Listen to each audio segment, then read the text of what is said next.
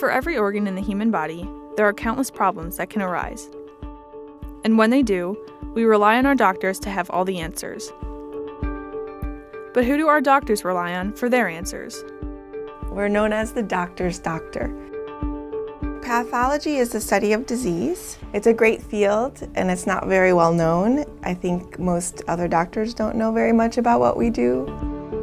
These doctors work behind the scenes at the Wright-Patterson Medical Center, diagnosing hundreds of specimens every week without ever meeting their patients.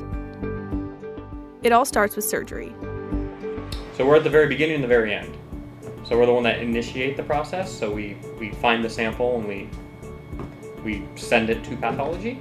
And then once they do whatever they do, their voodoo, then it comes back to us with the final result. So what exactly do they do? So this is a placenta. The first step is the specimen gets to pathology and a pathologist will look at the specimen, and then we sort of decide what areas we are interested in, and those are the areas we cut and take sections of. So all tissue that comes out of the body should be examined, mostly because we're always looking for things that we might not know about.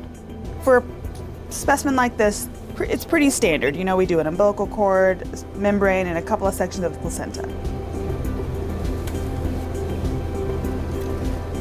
The tissue goes in these cassettes, and those are the cassettes that our technicians process to make slides. The next morning, histology technicians turn those cassettes into slides through an intricate process. They embed it in wax, and then they cut the block into very thin ribbons, which then get put on a slide. It gets baked, it gets stained, and then it's brought here on a tray. I look at it under the microscope, then I make a diagnosis and I sign it out in the computer. With less than 50 of these doctors Air Force-wide, Wright-Patterson's pathology team plays a key role in providing accurate diagnoses to the patients of Wright-Patt, as well as 12 other bases and clinics.